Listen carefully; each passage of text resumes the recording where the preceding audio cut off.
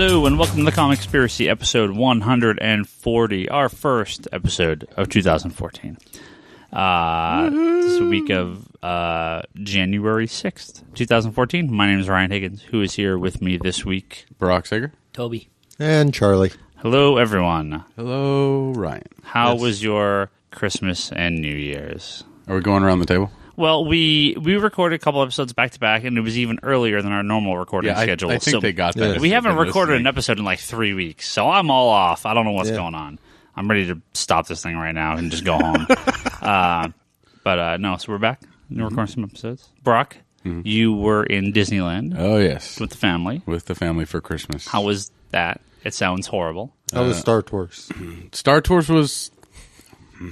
There's like 3 storylines now. Hell, I want to go. Well, there's like 18. Yeah. What? What they did is they have 3 stories for the beginning, 2 stories for the middle, and 3 stories for the end. Different paths. So it like randomly cuts it together so you can... I would go to Disneyland just to ride that shit all day long. It was okay, except for the Screecher that we had riding with us, who screamed at every little jerk. On Star Tours? On Star Tours. Well, I had a really hard time. Sorry, that was me. I had a hard time with Star Tours because the 3D killed my eyes. I can't do 3D. Oh, it's 3D now? Yeah, it's 3D. It made me so nauseous. I wear glasses, so putting those glasses on top of my glasses, it didn't make me nauseous, but I'm like, okay, whatever. It wasn't too impressive. I'm a big fan of the original Star Tours. It's one of my favorite rides of all time. That and Back to the Future, which I just recently found out doesn't exist anymore in the U.S. I was like, it's some Simpsons right now? What the fuck? The Simpsons ride is also in 3D and also hurt my eyes. No! The Back to the Future was awesome. Yeah. That's what I did over there. I just rode that all day long. Who cares about everything else? E.T., I've seen him. It's all right. It was, I like to use the term elbows to assholes to describe Disneyland during Christmas. But you were there on Christmas Eve and Christmas Day. Christmas Day, and the day after Christmas. Good Lord. And apparently Disneyland's first day to renew your annual passes is the 25th of December.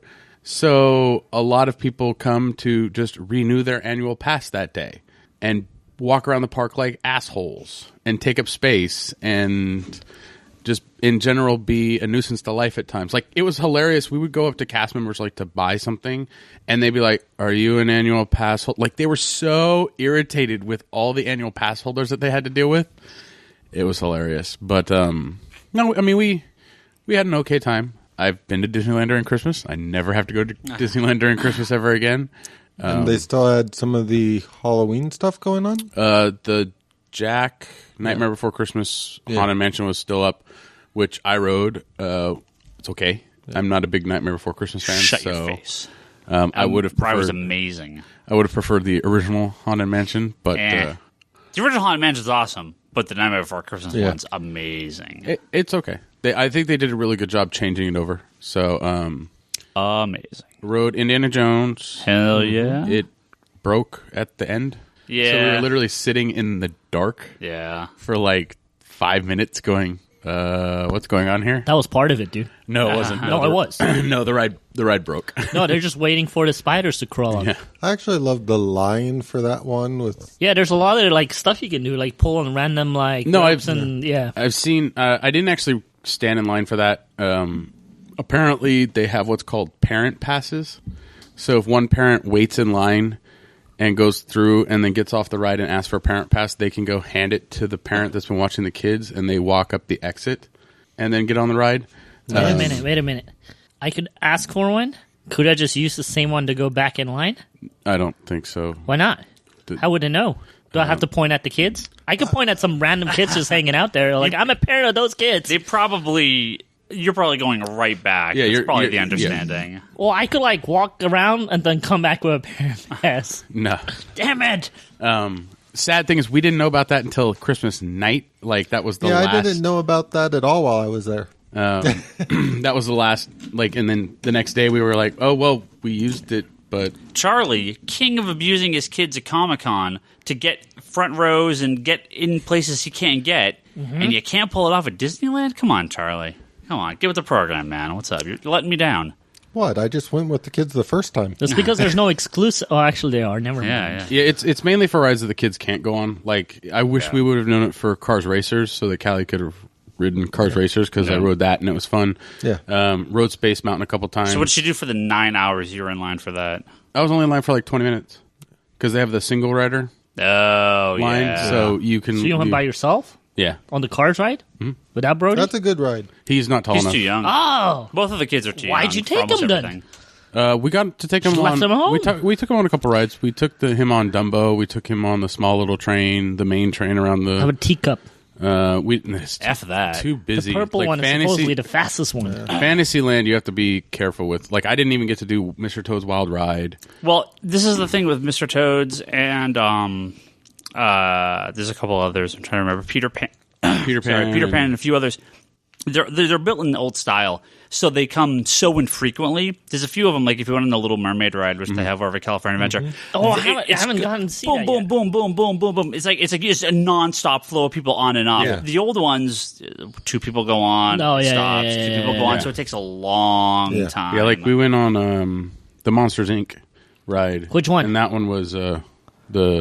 There's like multiple ones. There's the one where you shoot little thingies in the Oh, sky. no, that's Buzz Lightyear. Yeah, but then was there. Oh wait, what'd you say? Monsters Inc. Monsters Oh, Inc. sorry. Yeah, those are California Mixed it Adventures. That one flows really, really well. Yeah. And like Stuff like the 20,000 Leagues Under the Sea that they got rid of, it's kind of like, Finding whatever. Nemo, we didn't get a chance to go But on that. if Nemo was pretty cool. The little, little it's submarine. fun. Yeah. But some of those, if they got rid of like Mr. Toad's, or they got rid of like Alice in Wonderland, or if they got rid of like the log ride and everything, those seem just so classic. I don't see the how you log can ride is update- Great America. update You're those. thinking of Splash Mountain. Splash, you know what I mean? The log ride, the ride where you're in a log. There's a really cool Toy Story one where it's a bunch of mini arcade games, Yeah. basically. Yeah, You're it's a like, lot of right, fun. and you just shoot things. It's awesome. Yep. Yeah, I love that ride. Yeah, so we didn't get. I mean, we got to ride on some things, but I mean, it was just so packed. It was. To go watch the Muppets in 4D. No. Missed the out, Muppets man. Awesome. Yeah, that was one hell. I mean, you also of have a to think movie. that we're You there should at watch the it. busiest time. Like, it didn't start freeing up until like 9 o'clock at night. And then, especially in Disneyland, the problem was they would have parades in the afternoon. Oh, yeah. And they had like 3 parades. And so everyone is sitting, squatting to watch the parades. So it makes it very difficult to cross the park. It makes it very easy to knock them over. Oh, yeah. And then, so you kind of are stuck on one side of the park for the day. I see. And if you're stuck on the best way to do it would have been to stay on the Tomorrowland side, on the Frontier Adventureland side first, and then gone over to Tomorrowland. Because after the parades are over, everyone gets up and then goes to sit and squat to wait to watch Fantasmic over at the Pirate Cove, like Mark Twain area. And so, like, you literally have a...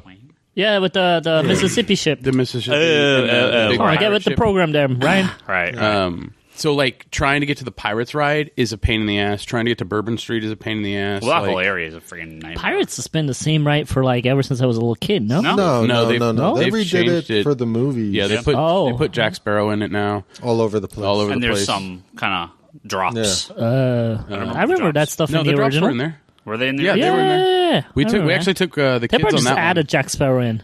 They probably just added Jack. They in. added Jack Sparrow in. Well, and they changed some of the dialogue. Yeah. And But it was hilarious because we actually got to take the kids on Pirates, and that ride. Did you throw them off they the move side them and have fast. them go walk around see the No, pirates? Brody was actually scared because when we went the first dip, because it's a decent dip. Yeah. He was like, and he like huddled like in between us, and then Callie actually had Hattie strapped in a little baby holder to her, and they were sitting on the edge, and they got splashed with water.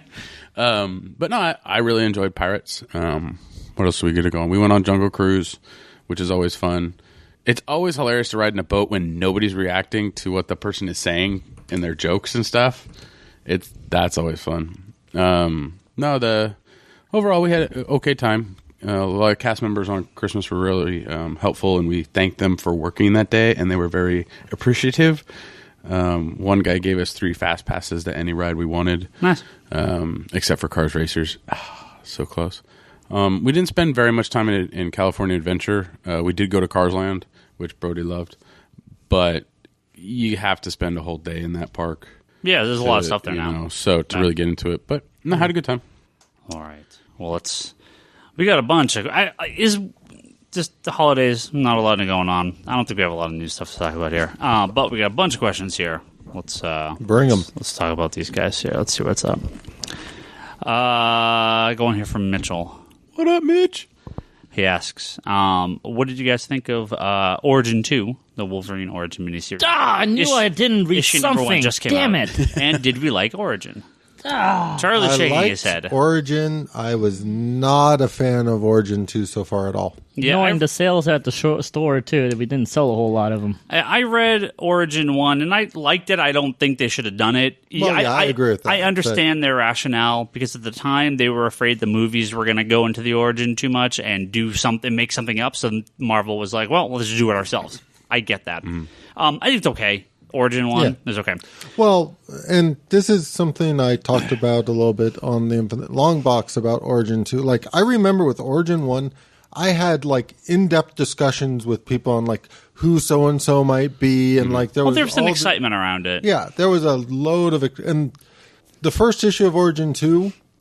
I did not care about a single, like, it felt like a random Wolverine one-shot that they could have just put up for free online or something. I read the first 5 pages and went, no, whatever. I read it. I didn't care at all. I read it, and I kept seeing that, like, Jim Lee cover from, like, issue 20-something in my mind, and then, like, him not wandering around with Weapon X technology on him in the woods and stuff. To me, it kind of just felt like I was reading a Jungle Book in the snow. Well, isn't this the part? I mean, first it was like the stuff we didn't know about. This is the stuff we kind of knew that he was doing, that he was kind of raised by wolves and stuff like that. Is that Wolverine 2? And then Weapon X is going to be renamed to Wolverine Origins 3? Maybe. No, so far, you didn't miss anything from issue 1. No. At all. This is from Eugene, who asks, is the appalling drop-off in the quality of storylines in the Green Lantern titles being reflected on sales figures? It's funny because Ashley was going through. Actually, Stefano asked a question here in a second that I'm going to get to in a little while about sales figures for the whole year. But I was looking at our sales figures for various comics and kind of looking at trends of, what did this comic sell the last year? What was it in January? What it ended in December? And Green Lantern, definitely took a pretty good hit. Not as bad of a hit as I maybe would have expected. And I, at least at the store, sales are reasonably well still. Not what they were, but clearly down, but not as bad as I think they maybe could have been, which just goes to show you the cachet that the Green Lantern brand has, even sans John's. I think the other titles, the non-Green Lantern title, have fallen maybe a little bit further as their importance becomes a little less important. But they're not quite as low as, again, I might have thought they would have been. Yeah. So they're okay, and I think that probably is representative, over the entire industry. Well, I think I don't really know. For me personally, the Green Lantern books, I'm wavering on whether I want to keep going with them. Like, it's hard to get rid of it because I think the Johns run was so good, and I think part of me wants them to do well. But here I'm going to do the thing I promised myself I would never do, and I'm going to look up Comics Beats DC month-to-month sales figures. I don't know. When it comes to the Green Lantern title, I'm pretty much doomed to probably never stop reading it, even though it's primarily reading it, hoping it will get good again. So when it does, I can shout it from the rooftops again and be like, Green Lantern's good again. But yeah, I just see you on top of that liquor store or convenience store and Clerks screaming that with Jan Silent Bob playing hockey in the background. I don't know why. Well, let's see. I want it to be good again. Let's see if I can find Green Lantern here. Where are you, Green Lantern? But yeah, no, Red Lanterns has been suffering. New Guardians.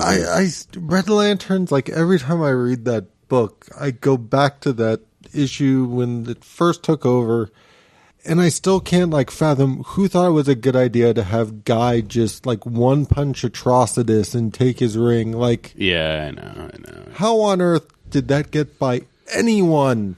All right, well, here we go. We have Green Lantern. This is December. I'm sorry, this is October 2013. If you go from October 2012, Green Lantern number 13 at 91,000 sales. for number 13 for 24, which is December 2013. A year later, October 2013, 57,000. So in the course of 1 year, it dropped roughly 40%. So that's a big drop.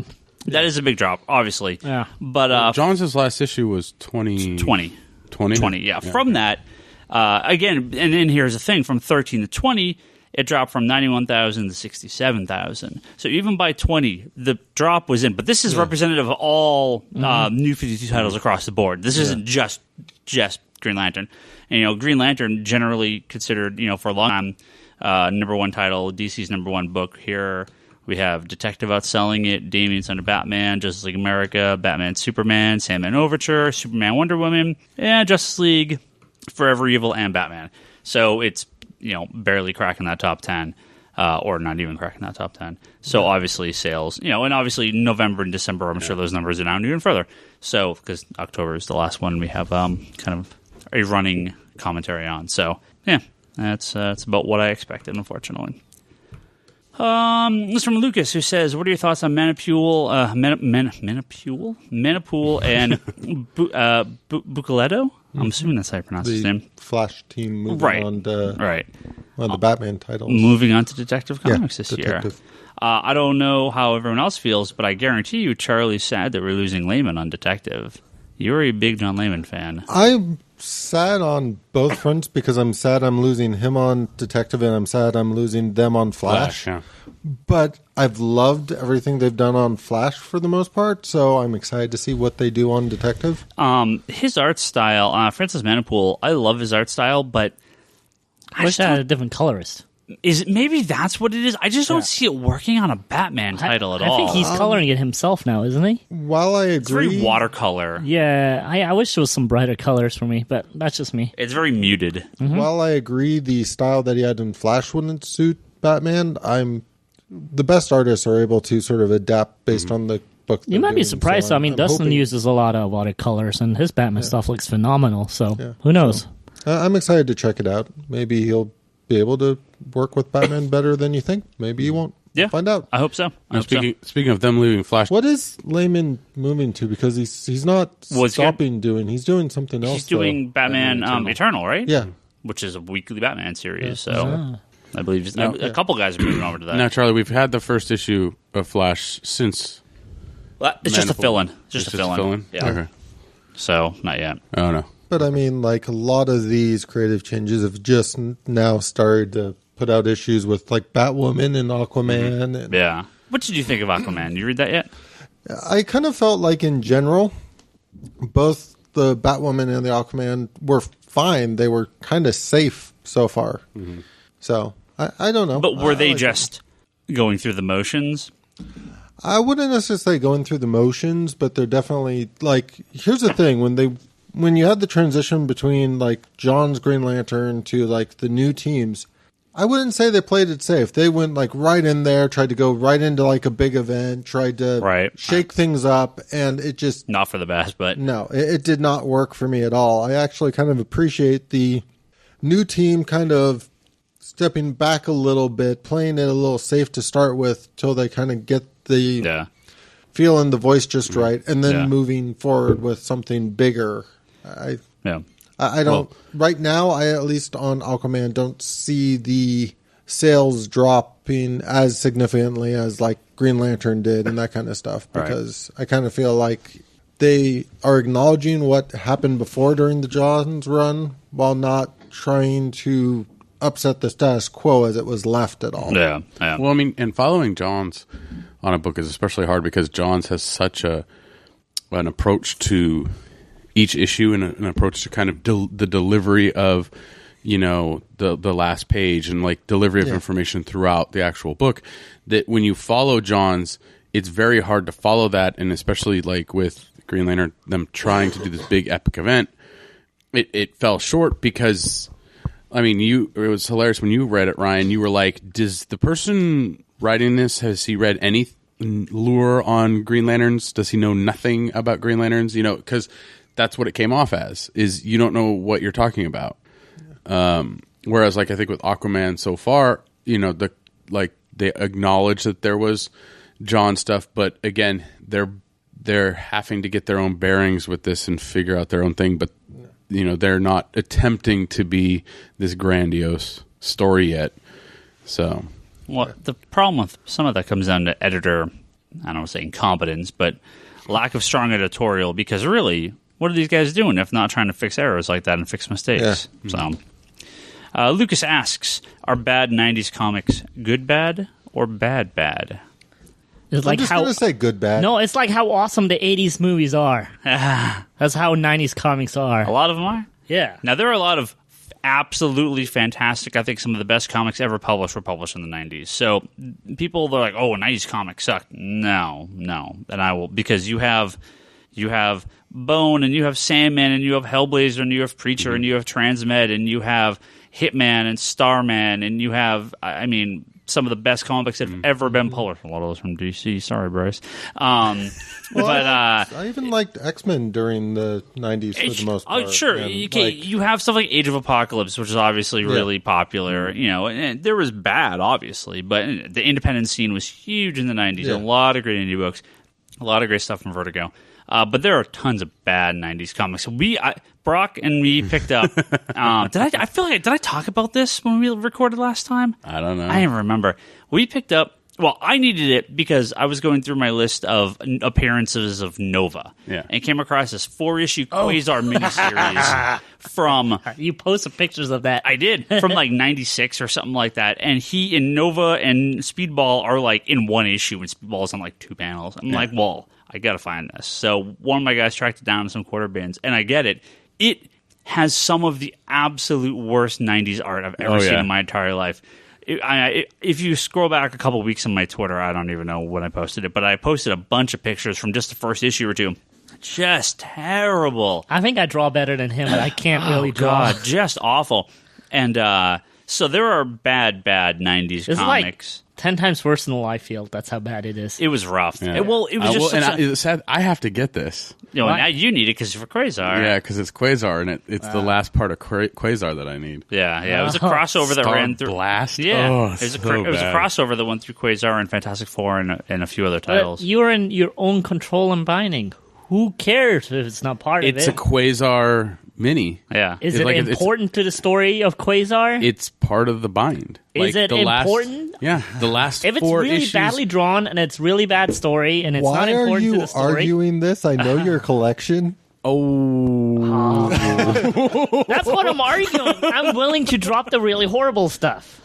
Well, anyway, so yes, there are bad 90s comics. But I think if you look back at Death of Superman, and you look back at Nightfall, and you look back at Age of Apocalypse, and you look back at a decent amount of these books, they're a lot of fun. Are they good? Well, maybe not necessarily good, but are they fun? Are they enjoyable? Are they exciting? Yeah, what else do you need? So, I would argue that the early Image stuff still holds up. The first few issues of all those Image books still hold up pretty well. They're not my favorite. I think they're like music and movies, and definitely, from their time period, it's going to be tough to sell, Wildcats #1 to a modern audience. But there is something to those books that obviously caused people to get so excited about them. Now, I don't particularly like them, but I will give them credit for what they do. So where is the 90s stance? I missed the first half of the 90s as I was still in Europe. I came in 95. Yeah. So I got the tail end of it, but there's Darkhawk and all that stuff in the early 90s, or is that the 80s still? Well, for Marvel, you have guys like, what's his face on Moon Knight. You have just the start of I would say kind of the McFarlane Spidey run. That's kind of the Eric Larson was his run before or after McFarlane? After. I think the 90s Marvel run, it's like you have the McFarlane Spider-Man book. That is the 90s Marvel right there. That Spider-Man book. So I somehow missed all of that. And the Jim Lee X-Men, obviously. Those two are the big Marvel 90s books. So in Europe, it was older Spider-Man, and then it jumped to a single issues that you could buy on the newsstands, and it was the Eric Larson stuff that I found out way later. Yeah, that was that was like 91. That was that was when McFarlane took over Spider-Man. So, but they were doing it at the same time. Larson was doing amazing when McFarlane so maybe I have some McFarlane ones without knowing. Yeah, because he was doing these issues right prior. For DC, it really was. I would say War of the Gods was 90. And then you have Nightfall, or you have Death of Superman and Nightfall. That's 91, 92, if I'm 92, 93, if I'm correct, something like that, right in there. Yeah. For the indie stuff, you had kind of a few years prior, you had Dark Horse Presents, but you got Dark Horse had a lot of stuff, obviously. Is that the Sin City stuff was around 90s? Yeah, very late 80s, early 90s. Okay. But then you get, Dark Horse was doing that. They had big success with the Star Wars titles a few years earlier, so they were really blowing up the Star Wars books by 1990. Was it the awesome Brown Coat Avengers in 90s? That's 90s. That was like 94. That was like right around the time they went bankrupt. So, yeah. That's my favorite Avengers. So there are some great 90s comics, but there are some bad 90s comics. Speaking of bad 90s comics, Toby. Yes? You love Gambit. Yes. David. Wait. Did you just say speaking of bad 90s comics and then you said Gambit? Screw you, Ryan Higgins. Speaking of bad characters from the 90s. F you and your Neil Gaiman. Actually, I can't say that. I like Neil Gaiman. David wants to know if you'll be reading the all-new X Factor since Gambit is in it. He's in the team. I don't know. I think it actually starts this week, if I'm not Is mistaken. It? Yeah. I will take a peek and see how much he's involved. Okay. And then I'll decide upon that. I'll decide how good the art is, and that will matter too. But the return of Peter David on X Factor. Yeah. I do like Peter David, though. Yeah. He's not bad. So maybe I'll give it a shot. Yeah. That original miniseries, awesome. It's still one of my favorite books till this day. Of Gambit? Yeah. That was the one with his wife? Yeah. Where, like, He goes back to New Orleans and stuff. That was one of my favorite books. I got that shit, man. I remember. I read it. And then the second miniseries was some weird thing with like religion and stuff like that. I don't know if I read the second one. Yeah. Well, and then the third, let you go. They had all those books. They had the Gambit miniseries, the Cable miniseries, Deadpool miniseries. There was like all the X-Men characters suddenly got those miniseries at that point. Like, there's Cable got his own standalone series after. Right. Well, X-Man, that he got his own book. So there's a lot. And I being the weird guy that came to the U.S. and bought a Gambit issue and going back to Switzerland and go, there is Gambit comics in the USA. And I came back, it was miniseries, and didn't understand that. Well, let's see. The Pathologist on Twitter. The Pathologist. Yeah. He asks about reaction to this Wonder Woman movie rumor. Now, I'm assuming this. I don't know specifically what he's talking about, but I'm assuming which one? This Wonder Woman movie rumor is a rumor. There's been Wonder Woman rumors for the last 20 years that there will be that Gal Gadot will have her own Wonder Woman movie. If there's something different, I would hope so. Yeah. All right. If there's something new that I've missed in the last couple days, I don't know. Is there anything that sound so good? I don't even know, but sure. The way I look at it is, when is there not a rumor about a Wonder Woman movie? The most recent thing that I heard was that her role in Superman Batman is going to be very similar to the role of Black Widow in Iron Man 2. That she is there, kind of in the background. She has a couple scenes, but she is not a main focus of the book. That makes sense. Of the show. I'm at this point, I'm still very fearful for them trying to throw too much into that movie. But we'll see. I mean, like I said, I haven't seen the movie, so yeah. There was a bunch of weird ass rumors popped up about the. Did Superman they write Batman. the movie yet? Is there a full script? I'm sure there is, yeah. I'm more worried about that than anything else at this point. I was like, if they have a release date and the script is not even done yet, that's a little more fearful. That's common for these big movies, though. Yeah. But there were some weird rumors that popped up over the weekend. I wish I could remember what some of them were. I remember reading and just going like, okay, whatever. This is rumor mill bullshit. But there Charlie is Darkseid. There was stuff about like some connection to like Batman Beyond, or like the suit was like Batman's suit was more like Batman Beyond suit, or something weird like that. I've read a few weird rumors. I was like 20 years ago, there was a rumor of, actually Paul Dini said it on the Fat Man podcast. They were working on the Batman Beyond movie. Yeah. Now I want to say around that time, I also heard there was a rumor that we're going to get Clint Eastwood to be the old Batman, the old Bruce Wayne. I would have been badass. Yeah, would have been cool. I would still pay to see that now. He's even older now. Yeah. Mitchell's got one more question here for you. Ooh, good job, Mitchell. And I actually, someone asked me about this the other day, and I completely forgot it existed. So I bet Charlie's read it. What do you think of the interactive Batman comic on Apple? Have you read this, Charlie? No. Oh, there is a Batman like choose your own adventure. Mm-hmm. Yeah, they had talked about this a couple months ago, where they announced they were going to be doing this. I had no idea it came out. Well, so you haven't checked it out? No, I haven't checked it out. Bill actually called the shop. That's who it was. Yeah, yes, Bill called the shop and one of our told customers me here, to Bill. tell you, and I completely forgot because he's like, no, he called me. It's only on iPhone. And I'm like, oh, okay. So I didn't Yeah. And I didn't even go as far home. as it gets to me. If it's only on an Apple product, I don't currently have one. Yeah. So. I didn't. I went home, completely forgot, so I didn't download it on my girlfriend's phone. I don't have it. I thought you did. I thought you had an iPad or something. No? No, I have an Android phone and an Android tablet. Well, Toby, have you seen this Apple-only Batman Choose Your Own Adventure? This is the first I heard of it. You can actually download it right now. It's free on the store. Sure, it's free. I could. We'll just pause the podcast. My phone is insanely slow, though. I should have never gone to iOS 7. I'm on a really old phone. I'm on 4, and iOS 7 doesn't run really well on The it. iPhone 4 is a really old phone. It is. Yeah, man. It's like 3 years old.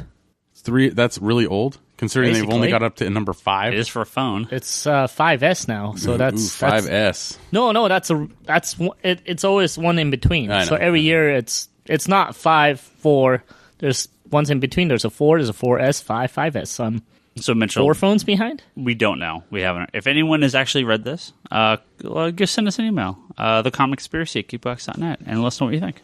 Or I should just remember to download it on my girlfriend's phone or tablet and bring it in. You could do that too. Yeah. You could do that too. Telementor? I'm assuming this is Telementor. I think one of the best things about this podcast I've seen this avatar a bunch. Us pronouncing shit that I've we don't seen know this how to guy's say. avatar a bunch, and I don't remember this being his name. So maybe someone else is using the same avatar, or maybe changed his name. I don't know. Anyway, he asks, are you bored of superhero comics? It seems the best comics are the independent ones nowadays. Funny you should mention that. So Ryan Higgins actually asked me to work a day at the shop, and I through a lot of other things I can't work at the shop too many days. And I was very happy because I kind of missed working here, and it was right before Christmas.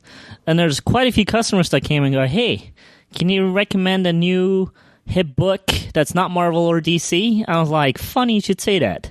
Well, I didn't tell them up front, but the only 3 books I read last year was Peter Panzerfaust, 5 Ghosts, Wild Blue Yonder. You've read other books, but those are the only ones. But those are the main ones, and it happened to be all 3 of them are, indie books. And I was like, well, I have some books for you. And it was funny, all of them bought the books, and they seemingly bought them very happy.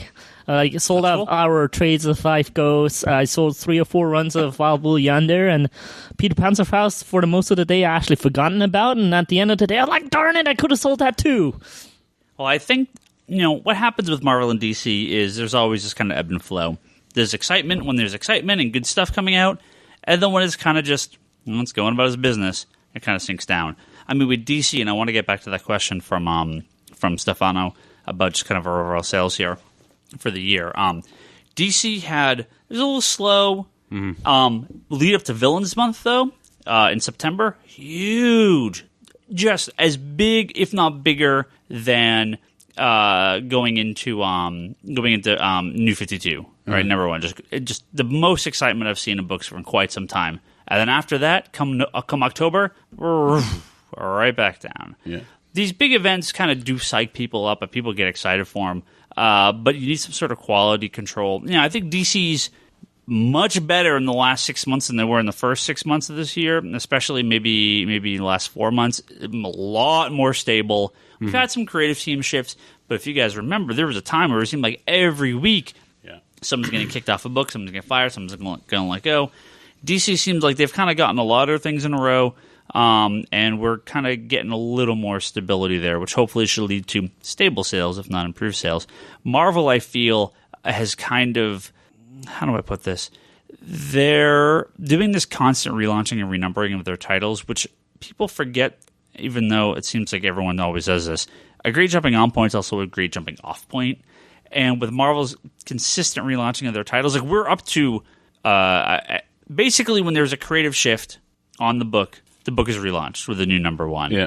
We're getting 33 number ones between January and February, if I'm not mistaken, or this all new Marvel Now number one, which is not actually a number one.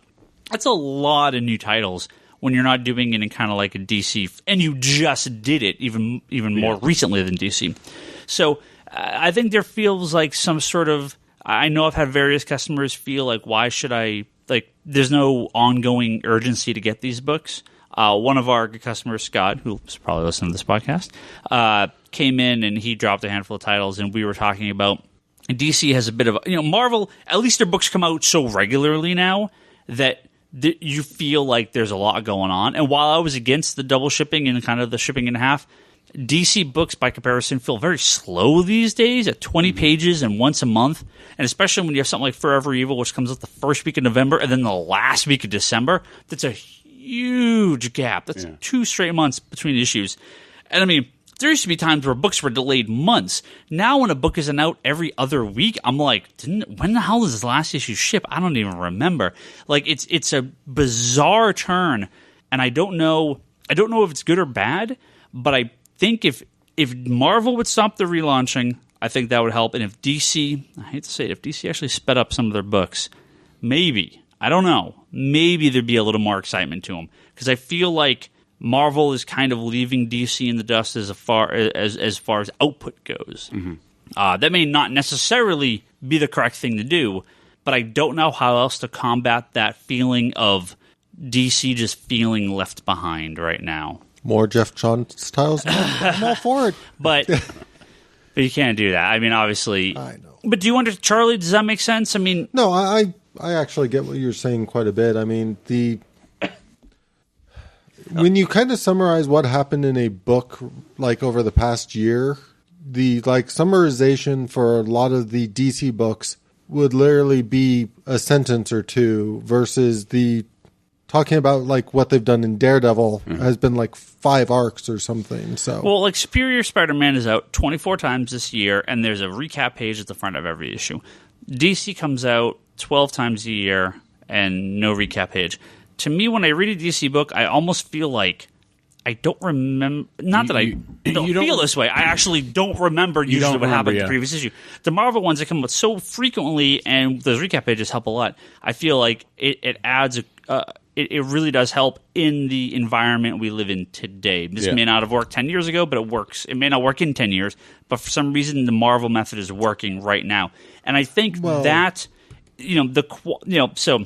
Just being bored of superhero books, that's a different question. But a way for Marvel and DC to combat this, I feel, is just more out there. Not that you necessarily. Well, I think the book's bigger, but I think that helps people that are kind of feeling like. I think what you're talking about is a balance. Is that Marvel's giving us all of these like the 33 number ones or these jumping on points or whatever, and that's a lot of material to take in, where I think, like you said, DC's kind of has their core set amount of books that they release every month, but because they have the core, you can kind of maybe start pushing a couple titles a little bit more.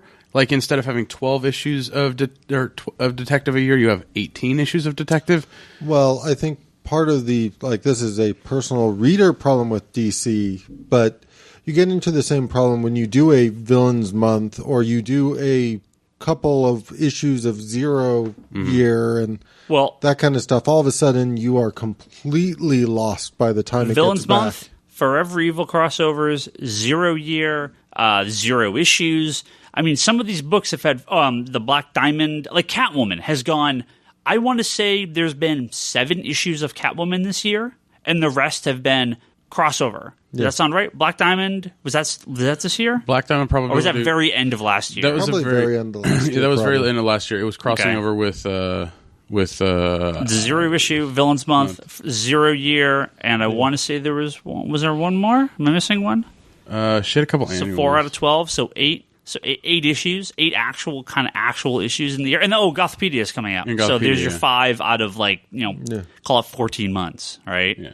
That's a lot of freaking and especially issues. with DC, I mean, Charlie brought this up, is that we had Villains Month, and everyone's like, okay, we're taking a break, and then we come back, and then all the books jump to 0 year. Like, some of the books jump to 0 years. Right, so you're like with Catwoman especially, it's like, it's that the Gotham Underground story that's been running in her book, which just finally finished at issue 26, should have been done before 0 Year. Yeah, like, they should have done issue 25 as that issue, and then done 26 is the 0, so they could finish that off and then have the 0 Year.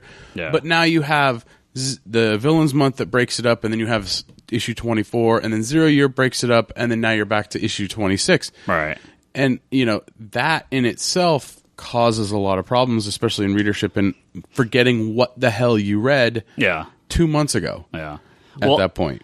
And I mean, I think more specifically, the question is asking, like, why are all the good books coming from Image or the independent companies these days, which I'm not going to necessarily disagree with. I mean, obviously, Image has the heat. They've basically been able to offer creators, just come to us and do whatever you want. You'll make more money than a Vertigo or Icon. You own the characters. You do whatever. We publish them. You may not sell... Maybe, oh, fuck. I mean, I guess they do sell more, and they're way more money. You could be the next Robert Kirkman. Who wouldn't go for that? I mean, Image Expo is in a couple weeks, and they've already, Image Expo is the 9th. Like, 2 days from now? Yeah. 3 days from now? Yeah. Is it really? Yeah. Oh, okay. Well, apparently I'm not going. Yeah, I looked at the back of the issue. I thought it was a couple weeks from now. No, it says on their ad in the back of the issue of, like, Rocket Girl. Well, they have a bunch of... They have a bunch of even more creators that are going to announce doing stuff there. And so Image is slowly becoming just king of the world because they can offer, unless Marvel and DC completely change their way of operating, they can offer creators stuff that, and with very little overhead on their part, very little risk on their part, they can offer creators the ability to do whatever they want. And it's something that DC and Marvel just can't offer, which is why I think, obviously, you're going to see your better stuff coming from those guys. Well, and I mean, not to overplay this or underplay this, but we are in a point in the market where making an offer like that is actually translating into sales on a lot of these books versus like previously somebody jumping ship to do a book at Image or a book at Dynamite or one of these other like publishers. Honestly, the sales figures wouldn't have mattered as much. Yeah. Right. I mean, you're talking about carrying a couple of issues in some shops versus nowadays you have a proven track record with Walking Dead and Saga and right. I also think a lot of these creators are just tired of all the editorial bosses to tell them what they can and can't write. They're like, well, Image saying I can do whatever I want that I can want.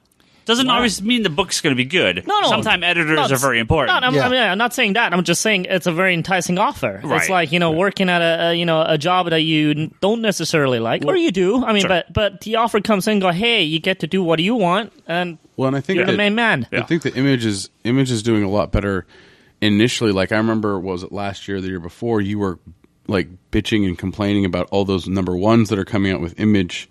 There's like 15 number ones in 1 month. Well, let's be honest. I mean, most Image books still sell nothing. Yeah. Right? Most. There are, the large majority, most stores sell less than 5 copies. It's almost like pilot seasons. Yeah, it's like all the time. Like Top Cow does in specific pilot seasons, but we're just kind of cock over. But that's the thing is they're not front loading everything like 15 in 1 month now. They're staggering out a little bit more. Well, there's still a few months with 5 or 6 new books. Every month is 5 or 6 new books. But it seems like only the good ones survive. I mean, and what happens is you have a lot of miniseries. You have rotators, creators that sort of rotate around. Ooh, what happened to non-player? No number 2? Don't even. No, it's never happening. So you have these creators, Graham Morrison will come and do 4 issues for you a year. But if you have 10 creators like that, you can always have these things in the pipeline, always working. I mean, right now we're sitting here with Lazarus and Velvet and Saga and Walking Dead, and these are all Marvel, DC numbers, or in a lot of cases higher. Yeah. I mean, these books are all selling really well for us and industry-wide. But then also these are guys that are super names of Marvel, DC books. Right, exactly. Yeah. And that's what happens is you get the guys that do stuff for Image, they get picked up by Marvel and DC, then they graduate and go back to Image. So I have one question here. I'm going to read this email that we got. We have an email? Yeah. Holy shit. It's not holy shit. It's just Ryan actually got around to reading the emails. No, I have a handful. I got everything sorted here, so I got to see them. The email's from, what's this, Smith? You got to do a strong bad start. I got the email. What's the email? He says, wishing you guys a happy new year from New Zealand. Yay. I recently finished reading Cable and Deadpool recently, which Charlie. I thoroughly enjoyed. Very awesome. I was wondering, are there any other comic series you would recommend in which the story is passable, but the interplay between 2 or so characters is what you really want? I'm looking for a title which can channel a buddy cop vibe. Also, if it's available in trade. There's a District X book. The first trade was pretty good. The one with starring Bishop. Is that kind of funny, like buddy cop? No, that one was more serious. Yeah. That one was more serious, but it was a really good book, though. I really liked the first run. My absolute first and always when a question like this kind of comes up, especially if they like something like Deadpool, is the Gifted Matters Justice League International with Booster Gold and Blue Beetle. There's 6 volumes that are collected. I believe they're all still in print. It does not collect the entire run, however, it collects a good chunk of the original stuff. And then you can kind of fill in the rest if you want. It's funny, hilarious, mostly well drawn. There's some crappy issues, but it's got really good drawn. Great. And the interplay between the characters is almost entirely the reason for the book. There are some good superheroic actions in it, but it very quickly becomes just sort of this kind of funny comedy mixed in with but occasionally that's Cable Deadpool as well. Exactly. Exactly. Now, would you throw Quantum and Woody? Yeah, on that pile? Oh, exactly. Yeah, Quantum there and you Woody. go. That's the new one. The new one too is really good. Yeah, the new Quantum and Woody comic is, and the old. Well, the new one's okay. Well, I haven't read the old one, but I can say the new one would be right in that kind of vein. The old one is a classic. The old one is the original one from Christopher Priest, and it was MD Bright is Wait, the old amazing. one's written by Priest? Mm-hmm. Yep. The guy that went to Marvel? Yeah. Because I loved his books at Marvel. Black Panther. Yeah, and his stuff was good. And speaking of Christopher Priest, Black Panther as well, which I don't know how many are collected in trade, but he did 5-6 years. He did the white Black Panther, the ghost guy. He's a black dude, but he was so pale that everybody called him Ghost. That storyline was really good. That's later in the run. Yeah. Oh, yeah, the original stuff with Black Panther, T'Challa, and I can't remember the friend. Priest writes some good stuff, man. What's he doing now? Because I loved his books. I loved his books. There's a rumor he's coming back to do. I guess it's not a rumor. He's coming back to do a miniseries, Quantum and Woody miniseries. I think to kind of wrap it up because they had this issue. They kind of did this 1 year later jump or whatever. Okay. And they had a future issue come out. And then the company went out of business, so they never actually filled in those issues. Yeah. So I wonder if they're going to fill those in or not. I don't know. Well, Two Guns is an easy pick for that Valiant's too. Been releasing those oversized hardcovers of the original stuff, so I'm actually hoping they release an oversized of that Quantum and Woody stuff, so I can check out that old pick stuff. it up to check it out. Yeah. You said also, Two Gun, Toby? Yeah, Two Guns. That's the movie was based on. Right? Yeah, the Marky Mark and Denzel movie, but that's very snappy dialogue back and forth. Yeah. The movie added a little more to that snazz to it. Yeah. I think the actors kind of brought it more to the table, but that book is definitely a buddy cop story. So it's not necessarily directly buddy cop, but in the same sort of vein, I would suggest the Superior Foes of Spider-Man. Oh, sure. Because it's usual suspects by way of kind of buddy cop. Yeah, exactly. Comedy. Yeah, definitely. You can see that.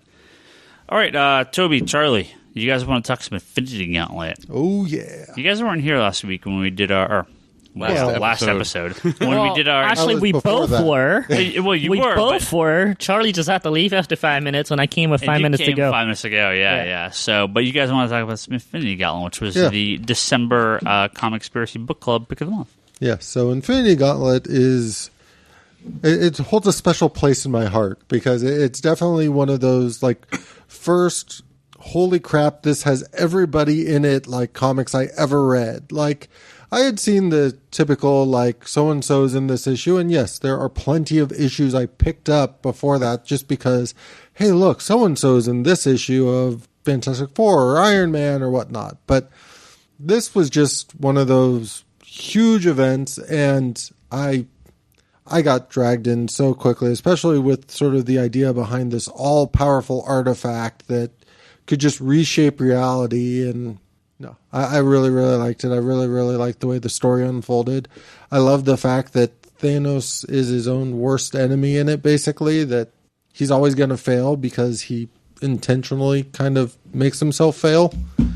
And I don't think they've really carried that over since so much. Not really. I mean, Infinity War was not definitely Infinity Crusade had nothing to do with that. Yeah. So I don't think so. They kind of dropped that from the Thanos character since then. Not in any of the recent stuff either. Well, with the newer stuff, they've more focused on how he's more delusional, and that death is more of something in his head, not an. I mean, it comes across in Gauntlet, but like Thor in Ultimates. Yeah, kind of like where he's because in Aaron's Thanos Rising, he's batshit crazy, in that. But I guess to me, the beauty of the Death character in that is you can believe she was there or you can believe she's not there. It's the Fight Club thing, right? Yeah. Yeah. Well, no, he was just batshit crazy in Fight Club. Yeah. But did you read the Silver Surfer stuff? Had you read that as well, or had you read that I had previously? read the Thanos Quest stuff prior to this, and I loved how he got a hold of each of the gems and everything. So, I mean, I guess my sort of feel of this book, and even going back to reread it, I was just like cartoons and everything else, you go back to something you love, and there's always that I really hope this is as good as I remember it. Please hold on. Please hold up. Please hold up. Yeah, when I read it, I was kind of thinking that as well. There's a couple points that I was like, this is 90s. This is a little 90s. The Silver Surfer stuff, because I'd read that before it as well, and that's kind of what made me want to pick this.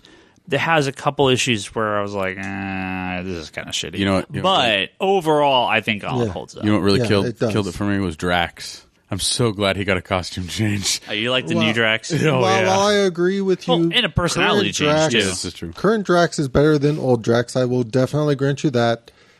I really enjoyed this story. I really enjoy the idea behind Thanos doing all of this, trying to win favor of Death, who just won't give him the time of day. And speaking of Marvel comics from the 90s, Infinity Gauntlet, there you go. I think it's 1990, if I'm not mistaken. I think it's right there, 1991. Yeah. See, personal Charlie story time. I remember literally talking my grandfather into buying me the final issue of Infinity Gauntlet to give me for Christmas because I hadn't finished the final issue yet. Nice. This was the first time I went and picked up crossovers because I was like, oh, Infinity Gauntlet crossover. I need this because the book was so good. It is 91, and I think, Charlie, last time we were talking about this was the book that made you believe crossovers can even work. Yeah. Yeah, so I thought that was kind of a nice praise to this book. And it's kind of weird because in a way, the typical heroes that are involved in the book are just completely and totally out of their depth, and in a way are just they absolutely are just the distraction. They're the cannon fodder. Yeah, they're not like central figures. They're more just like, we need you to go keep his attention. Yeah. That's your only job. And talking about like, oh my God, cosmic events and like comic books, like the stuff that just makes your jaw drop. When you got like Galactus and all of them showing up to challenge Thanos in like those later issues, that to me is like when you get that, holy crap, this just got unbelievably epic. And it was always yelled like Ego and the Celestials, and they all come in. That was a great scene. Yeah. It's good stuff. Yep. Toby. So how many Ryans do you give it? Out of 10? Out of 10. I will go ahead and give it 9.5 Ryans out of 10. Nice. Hey, wow. Now, Toby, were you aware of this when it came out? No, so this is one of the ones I missed. So this didn't come out, well, not as far as I knew, in Europe. And when I moved over here, this was already over with. So Thanos, to me, was always kind of a what other people thought was a big deal character, but was never to me, because I kind of missed out all the Infinite Gauntlet stuff. So I just felt like he was an annoying freaking character that everybody loves. And even reading this, I mean, reading this, this was on my reading list for a long time now, because it's just a classic book, and it's one of those you should just know about, right? I kind of wished I read The Silver Surfer first. I'm always one guy that wants to read everything there is to it, right? So I kind of wish I read The Silver Surfer and was that the Thanos quest where he gets the gems, because because I felt like I kind of jumped into a story like this is like the third act. This is almost like the final act in this giant story. It's like a Bryce recommendation. Yeah, no, I do feel this was a little of a Bryce book, because I left a little. There is a big info dump sort of at the beginning that kind of gets you up to speed. I want a little more to it. I didn't understand Warlock's rebirth out of those three humans. With the one guy becoming the little goblin dude, and it's comic books. Just go with it. Yeah, but it was like out of the blue. It's like there's one night these people are just crashing their car, and then they turn into Warlock and these other peoples. So I felt a little disjointed there. Like I said, going in, I thought it was going to be more from the hero's side as opposed to Thanos. This is really a Thanos book to me, and the hero's just kind of in there. But as epicness goes, I mean, you said your favorite scenes is when all the celestial beings are together. That was pretty cool. I found it cooler when Odin and Zeus got together and had this round table of all these like gods, and because in my mind, I mean, me and you, Charlie, we grew up watching Hercules and stuff like that, and they started going to some of the other mythologies, and I was like, even though they were never together in the actual mythology, in my mind, I was like, these guys could meet. It's almost like, to me, I know Marvel and DC are, in some people's minds, in different universes. Have you read Sandman Season of Mist? I didn't read any Sandmans yet. Oh, jeez. Anyways, I always liked the crossover factor that they're in the same universe, that they share and they meet, and that Odin is sitting on the table of Zeus and all the other gods there are. I was like, dude, that was really awesome. So I really like that. That Thanos is trying to win over Death was kind of hilarious. I kind of like my villains to have a little more mission than just winning over some poon, but that's all right. I can understand that. That could be a strong factor in someone's doing. Helen started the Trojan War, man. Yeah, no, I'm saying. I mean, that's a strong. I mean, I'm not gonna say what I was gonna say right now. That was gonna be bad. I was gonna be hated by all women, but a lot of things happen from emotions and stuff like that, so I could see where he's coming from. I like the art a lot. That was freaking amazing. I like some of the old school special effects before Photoshop was invented, like where you had to actually do it by hand. We had talked about this before, how it's kind of from Perez to yeah, I mean the faces are a bit different. I mean the faces are a bit different. The transition between Perez to Lim is it's pretty good. It's not jarring. You're not like not reading the book going, what the hell is this? Like they did a good job kind of making. No, they did. Seamless. I mean, I liked it. And I'm a big Ron Lim Captain America fan, because some of the first Captain America I read was the Ron Lim stuff. So seeing him doing Captain America in this was like, this is the Captain America I grew up loving. I'm a big West Coast Avengers guy, so seeing Hawkeye in like 1-2 panels was cool. Nova flies around in the background there for a while. Yeah, I mean, this is the Quasar that I liked growing up reading. This is all the characters in the state that I love and remember. I mean, this is the Captain America. I mean, not that the new ones are any good or bad or worse or better. These are, in my mind, the classic way of how I read them to begin with. This is the classic Spider-Man that I read from my era, right? This is the Captain America from my era. This is the West Coast Avengers, the Hawkeye, the Iron Man from my era. Who else is in here? Whole bunch. I mean, just this is the way I grew up, seeing them and the art style and stuff like that. This is actually one of the things I kind of miss now. I think it's cool that all these new artists now are putting their imprint on their characters and their style and their books. I'll be honest, I kind of miss the old, 100 Jim Lee clones that there is and stuff like that. I mean, I miss the old style of comic books of the characters. I think that, especially when talking about house style, it's like it adds to the books themselves, and when you have that kind of consistent look and appeal and stuff like that, and it makes those. I mean, honestly, a lot of the stuff like this is memorable because it's doing that. Star brand is not memorable because it's all over the fucking place, right? When I talk about Jim Lee clones, I mean, there's some of that in there. Yeah. Well, it was like a Jim Lee clone mixed with a Rob Liefeld handicapped chimp and something else. I mean, I thoroughly enjoyed reading this book. What's called Thor is the way I remembered him reading growing up liking. So it was a really nice throwback, and I probably would have joined it big time back then. Sadly, I really don't like Warlocks, so it made me not like this book as much. But, maybe as I read more of him, just because this is actually the first time I read about him, I think, or with him in the story as a main character. I think he's popped up in stories I grew up reading like here and there, but this is the first time I actually was reading a Warlock book. So I feel like this is a Warlock Thanos book, and everybody else is just kind of sidekick. He was really good in the relaunching of Guardians in the last. Yeah, so is this green chick right here Zoe Saldana, and this one right here? Nebula? Yeah, no, this one. Gamora? Yeah. Yeah, okay. She's the new one here. All right, and then what's the little troll? I mean, is he gonna? He's not in Guardians. He's not? Okay, so she's the only one that's going to Guardians, and Warlock is Draxus. Okay, that's the Conqueror, the Destroyer. The Destroyer, the guy in the purple. And yeah. He looks he looks a lot better in green and red. Yeah, is he? I want to say he has a mohawk now, or no? That's not him. That's someone else. Bald.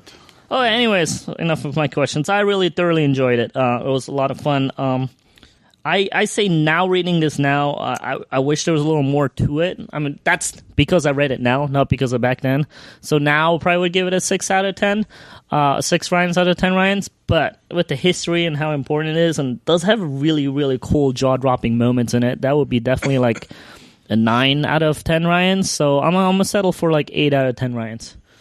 I'll take it. I found a omnibus listing for Infinity Gauntlet recently. Nice. I want to say these issues are really long. They're going to do a omnibus? They're oversized. They're oversized because they're like 40-page issues or something. Because I was like, man, 6 issues. Why is it so thick? And I was like, started reading it. I was like, damn, this one issue is really long. This is back when the comics were 32 pages and they were double sized. So they were like 40, what, $1.99? 48 pages. Yeah, they were $2. Yeah, they're all on the wall right there. $2.50. Nice. On the wall right there. Yeah. No need. I don't need to look. I have enough shit in my. What's so funny of all the crossovers? There's a handful of crossovers. A lot of Doctor Strange. Doctor Strange gets a lot of play in this book as well. Yeah, no. But there's like a Sleepwalker crossover issue, and it's the most random book to have a crossover with Infinity Gauntlet. It's like, why is he even in this? Yeah. It's because somebody he loved disappeared. I think I'll be honest. If I want to search out that Silver Surfer book and the Thanos Quest, and I think that'll add a lot more to this book. The Thanos Quest is in that Silver Surfer trade. Yeah. It is. Yeah. Oh, I see. Okay. Yep. Okay. And so it's all together. That's in the omnibus. Yep. Nice, because I do feel like kind of jumped in the middle of the story. I wish I thought there was like no build up. It was like Silver Surfer lands like there's something coming, and all of a sudden, and parts of like what is this? Is almost for nothing. It's like when damn it, I'm gonna kill half the people. Boom, they're just gone. Yeah, I'm like, you didn't really kill them; they just disappeared. But I really liked it when he got so powerful he became part of the cosmos. Yeah, that's because that's how Nebula got the. Is it Nebula? Yeah, Nebula got the glove. I'm like, that was a great scene. I was like, that makes sense. I'm like, he got so in his head that he left his glove behind. I was like, there's kind of a funny part where they're just like kicking the glove around, like between a couple people. It's like a weird, like, oh, I'm just going to stand there and take it. And I'm just standing next to you, and I'm going to take it. It's a funny little, like, it's not that it's anticlimactic. It's just very, like, well, I thought it was cool when he was up in the sky. I was like, oh shit, I'm not in my body, and she's like, right. Yeah. Charlie, when is this release date for this omnibus? What was it?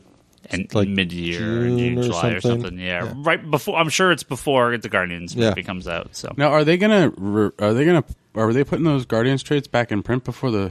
Who knows? Fucking idiots. They have the Annihilation omnibus coming, so who knows? Possibly. So did the Guardians come before or after this stuff? Well, Guardians have been around since the 70s. Okay. I mean, the ones that you know now were created in like the mid 2000s. Yeah, 2008 was when the new variation is the new team, and like people in the movie were. Is that very when all those nice hardcovers came out? That what's it called that Charlie has? All the Annihilation stuff. That's Rocket Raccoon came out of that. He wasn't around earlier. He was around again mid 70s. He was around just a weird random character that would show up occasionally. He was in like an issue of Hulk. He was in like a Marvel Premiere magazine, I think, or something. He was just super random. Yeah. But then they kind of came together and made these characters in the Annihilation. So the Annihilation one was really the big push for It starts with the Drax. There's a Drax miniseries. Order an extra copy of that Annihilation omnibus. There's a Drax miniseries that's kind of the start of all of it. Yeah, that's where they have like this new Drax come in. Okay, after he's like reborn and very different. I just find it is really hilarious where DC is like, oh, Wonder Woman is so hard to make, and Marvel is like, we're going to do a movie of Talking Raccoon in it. Yeah.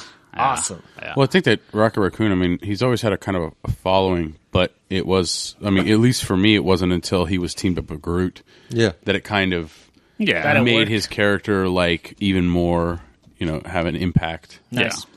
Yeah. And giving the Guardians of the Galaxy that direction with a leader, Star-Lord, and kind of bringing all these characters together. Yeah, it's good stuff. Oh, yeah.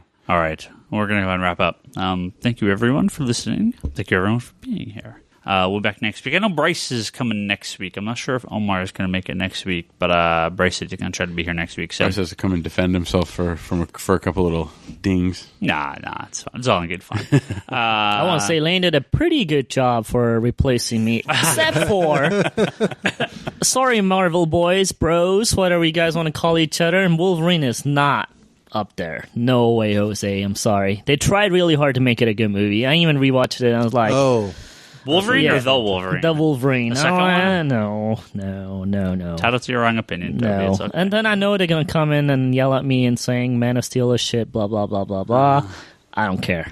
It's one of the rare times where I actually like both. So there you go. All right. I didn't dislike it. It's just it's not fucking awesome. It should have been. They tried. No denying it. They tried. It's better than the first one. Absolutely. So yeah, even See, that's not even giving it enough praise. Just saying it's better than the first one means it wasn't utter crap. All right. Yeah. All right. Well, you'll listen to us talk about Wolverine in whatever episode. It was probably 130 something ish. Sounds about right. All I would say is the same things I said before. Yeah. There you go. Forums at geekbox.net. You can go there and talk to us, as well as geekbox.net and comicsconspiracy.biz. Go find this podcast and all our previous episodes. The Comic Conspiracy at geekbox.net. That is an email address if you want to send us an email. We occasionally read those on the air. You can also contact us. In about 3 years. Contact us on Twitter. I'm Ryan Higgins Ryan. Brock is Brock Sager. Toby's Toby XI. Charlie's Insanity in Chaos. Omar, who hopefully should be back next week, is Comics I'm just glad to be back Kind. this week. I kind of missed this. Yeah. Last Monday I was going to come here and there was like nobody here. Yeah, the last few weeks I'm all thrown off. And Bryce is Larson Bryce. We could have invaded the Geek Box. What else do we got? I was tempted. We have random shit. The forums, forum.geekbox.net, and our Facebook group, The Geek Box. Go look for that. We're on there. Go join that page. Brock's got his random stuff he does at conspiratobrock.com. Mm-hmm. Omar has Comics and Kind. Charlie has Infinite Longbox podcast. Toby has... It's a new year. There's a new Toby. Infinite Longbox isn't getting its soundbite? No. Do you want to do it? No. And there you go. Maybe after like 3 or 4 beers. Thank you, everyone, for listening. It's been pointed out to me I sound really silly and I got self-conscious about it. That's fine. It's fine. Who cares? You sound fine, Toby. All right. Thank you, everyone, for listening. We'll catch you next week.